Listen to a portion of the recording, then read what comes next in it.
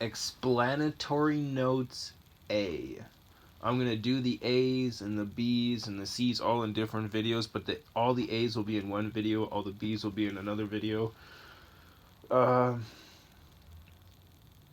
This is one of the funner, one of the funnest, or one of the more fun ways, or not ways, one of the more fun parts of the scriptures is the explanatory notes. Because in there they have like the full rundown on Baal and all the other pagan deities that were replaced and names and all that stuff, and how they were actually very demonic, and how just following through with them was blatant disrespect for Yahweh's name and Yahoshua's name and the set apart spirit. So I'm just going to get right into it, because some of these are pretty decently long, and I'm also I am not going to read the verses and the chapters that they have in here. Like, I'll read them out to you. Like, if it says Isaiah 58:3, that's what I'll say. I won't go and read Isaiah 58:3. I'll do that when I do my other teachings on like his name and marriage and, you know, the prices that were paid for sin, and just a bunch of things in there. The greasy grace versus the works only stuff. The greasy grace and the works only are on the same level. They're both missing the other half, and they're both fake. Boats. I'll say that with an S, because for some reason I'm first day with my new mouth again. Anyways, explanatory notes A. The following notes are supplementary to what has already been explained in the preface. I didn't read that to you guys. And in the footnotes at the bottom of the pages of the main text. Oh, okay, so I read most of those, but we're going to get like really into them basically. Preface, eh? It's only 3 minutes. I'm going to check that out. Preface. Oh, that's right, because I read the restoration of the name, but I didn't read the rest. Okay. If you haven't read the restoration of a name, you don't have to if you don't want to, because I have it on YouTube, so you can easily just go look that up. The restoration of the name. It is a very set apart name. It is not something to be turned into the likeness of man or to be falsified. And that's exactly what changing his name does. Anyways, abomination that lays waste. That is the first one. We find this term in Dan 9:27, Dan 11:31, and Dan 12:11. Who is the abomination that lays waste?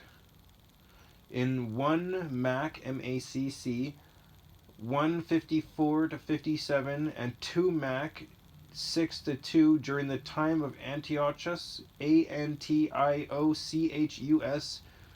Epiphanes, Epiphanes, it is referred to Zeus, Zeus. Abomination that lays waste was referred to Zeus, or Baal, B-A''A'-L. And Lord is Greek for Baal, so there you go, right there, matching it up. Anyways, or Baal Shaman, S-H-A-M-E-N, as the Syriac S-Y-R-I-A-C version of 2 Mac 6-2 renders it. The great sky deity or sun deity. That's what that's Greek. Zeus is Greek, which makes sense because the Babylonian Talmud is Greek. Babylonians are from the Greeks. I mean, they're not all Greeks, obviously, but majority run by the Greeks. Babel is Greek. Messiah in Matthew 24:15-16. They say 15 and 16, but I will always say 15-16 because you may as well read both. Says, so when you see the abomination that lays waste spoken of by Daniel, D-A-N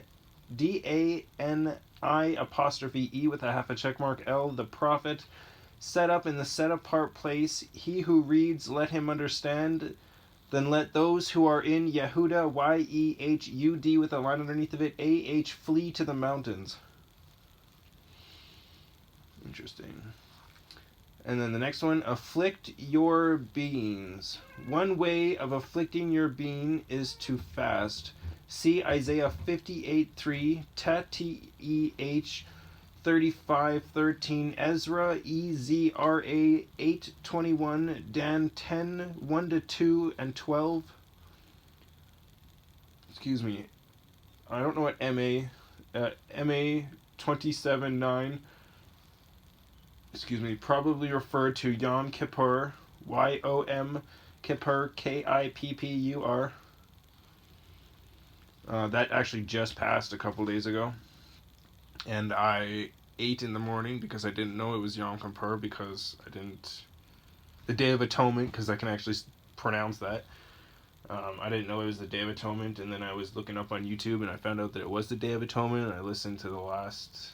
Well, I missed 51 minutes of the sermon, which kind of sucked, but it was really, really good. And that's when I was like, I didn't understand the reason why YahWeh told his people to sacrifice a lamb was because he was going to send his son as a lamb. It was a prophecy and a parable at the same time. Which means that Yahoshua is extremely deep in all of the feasts. Because they all sacrificed a lamb. So now all you have to do is remember the sacrifice of the lamb. Alleged Sabbath breaking by Messiah. That's the next one. In Dictionary of New Testament Theology, I wouldn't even say New Testament, I always say First Writings. Editor Colin Brown, Volume 3, page 410, after the author had critically examined all the alleged Sabbath-breaking texts, he says in conclusion, we may conclude then that though, they say Jesus, but it's Yahoshua, broke through rabbinic, rabbinic traditions about the Sabbath, there was no annulling, annulling of the observance of the day.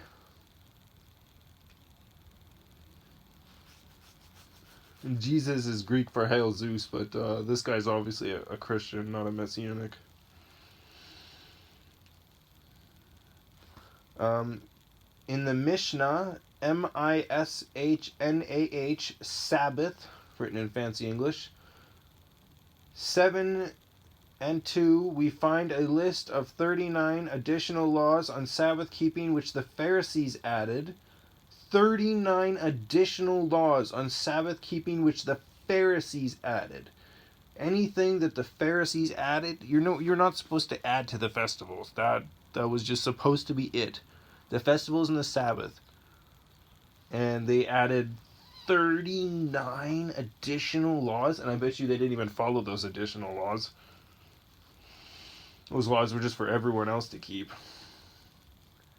39 additional laws on Sabbath keeping which the Pharisees added, thereby making a burden of the Sabbath, which is what we hear about in the scriptures. We're like, oh, this is why YahWeh had to give his son, was because he knew full well that people were going to abuse what he told them to do. Just like they've always done, just like we continue to do now. We all do it. Anyone who says they don't do it is a liar.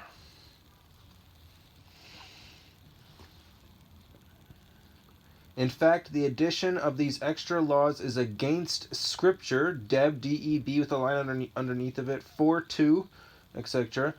Yahoshua was indeed opposing the Pharisees who had made the word of Elohim of no effect with their burdensome oral traditions. They have sought to make an observance of the Sabbath much more rigorous than YahWeh had ever commanded.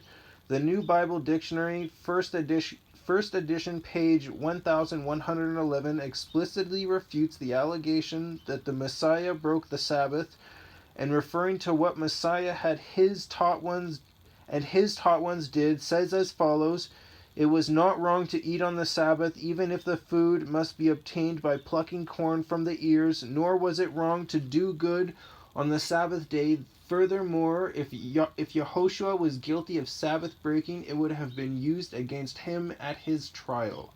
Yes, it would have, and it never came up. I mean, it may have came up like once, but then it was refuted, and it never, ever, ever came up again, because he never broke the Sabbath.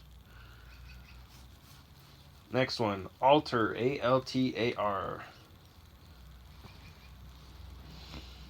Hebrew, Mizbeah, M-I-Z-B with a line underneath of it, E-A-H with a dot, literally, place of slaughter, from Zaba, Z-A-B with a line underneath of it, A-H with a dot, he slaughtered, is what that means.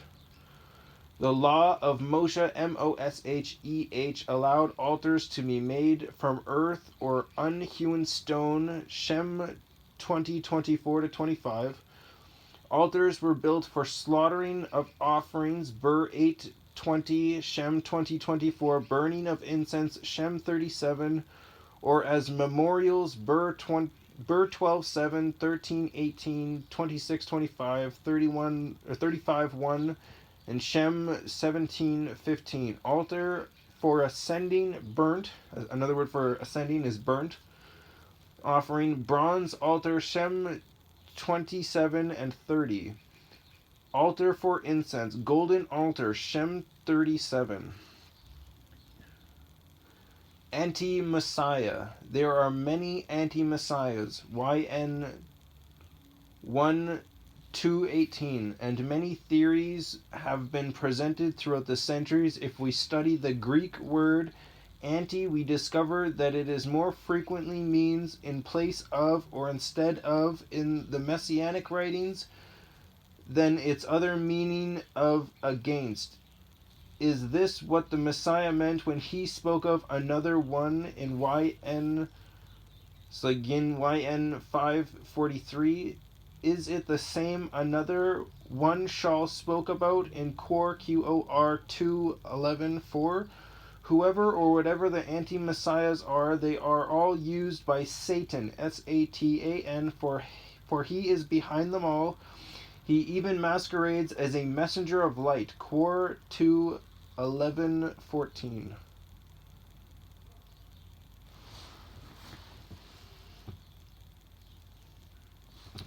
I just love knowledge.